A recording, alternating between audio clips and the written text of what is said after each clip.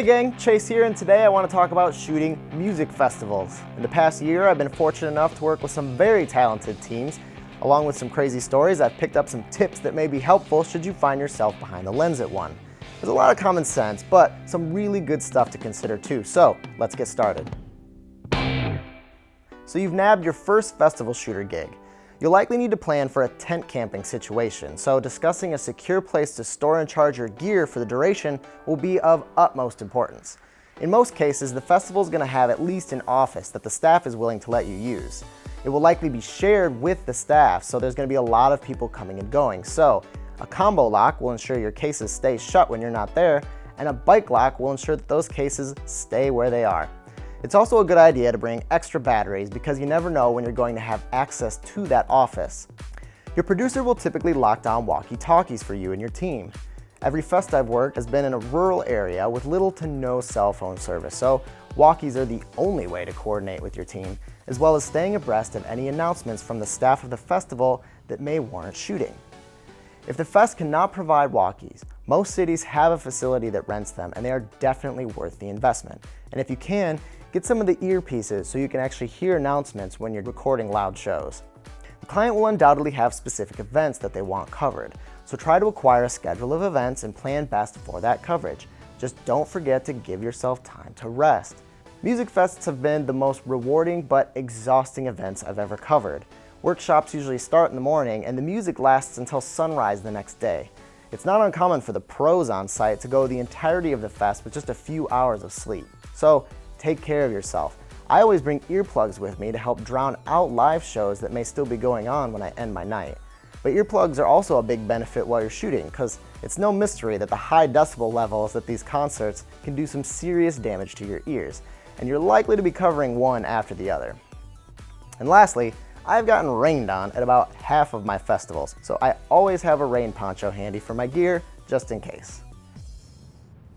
Now, I have been guilty of getting so swept up in music coverage at festivals that I forget there's a lot more to capture than just the performances. Be sure to set some time aside to capture all the other events that make up the atmosphere of the fest. There's usually a lot of art taking place. Painting, glass blowing, interesting installations, and much more can make for interactive and engaging content. And in many cases, the art and the music mix together. Each festival usually has iconic landmarks or scenery that play a big role in the atmosphere you're trying to capture. It never hurts to explore as much of the property as you can because you never know when you'll happen upon fest goers in an interesting spot off the beaten path. There will be workshops that encourage festival goers to come together and participate in crafts, classes, or activities. These are also great places to catch interactions and smiles. Festivals usually bring other types of professional performers as well.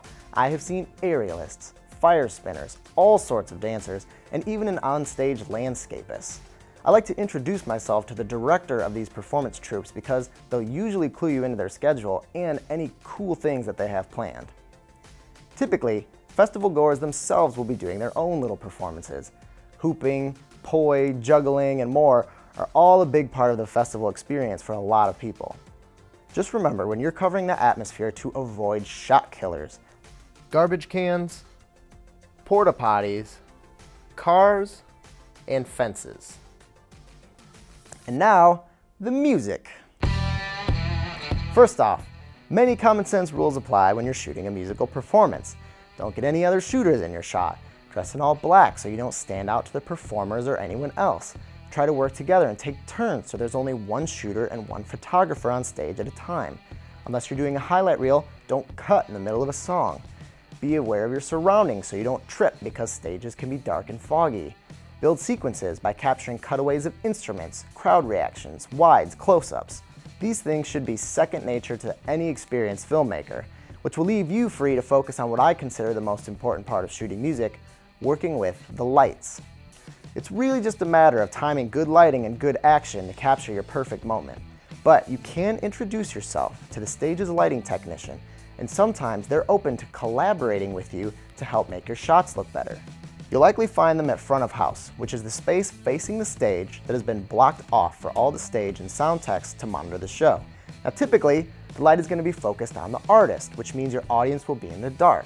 So you can ask the lighting tech that one or two songs have some light on the audience so you can get your crowd shots. Just be sure to keep an eye out for your own shadow because it tends to pop up and can be hard to notice when there's a bunch of flashes going off everywhere. I do not like it when lights on stage are a single color, all blue, all red, or all green. It washes out so much detail and just does not look nice at all. So you may ask the lighting tech to add a little more variety to the lighting. Many of the stage lights are going to have flicker issues that can be helped or corrected by slightly adjusting your shutter, so be on the lookout for those. Now when you're on stage, be mindful that the lights themselves actually move, a lot. I can't tell you how many times I've been set next to a light on the ground and I wasn't paying attention and the thing just turned right into me.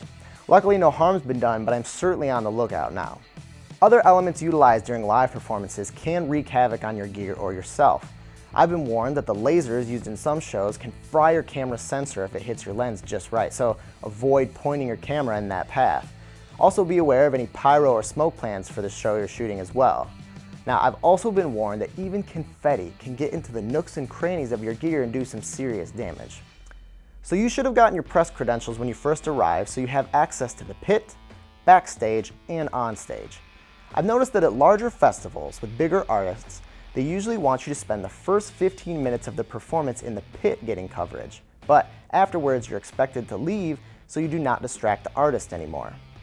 There are two people you have to speak with when covering bigger artists.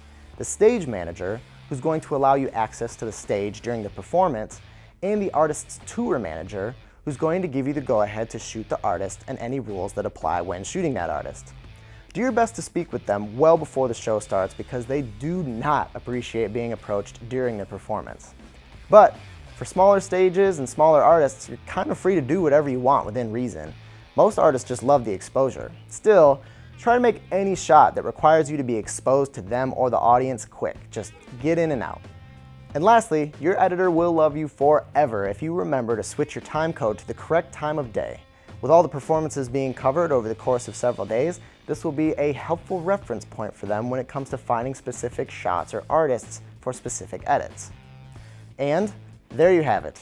Music festivals are very exhausting, but they're a very fun and rewarding experience as well. I hope my experiences have given you a better idea of what to expect if you ever find yourself shooting one. Thank you for watching. Be sure to subscribe to the B&H YouTube channel for more tips and tutorials.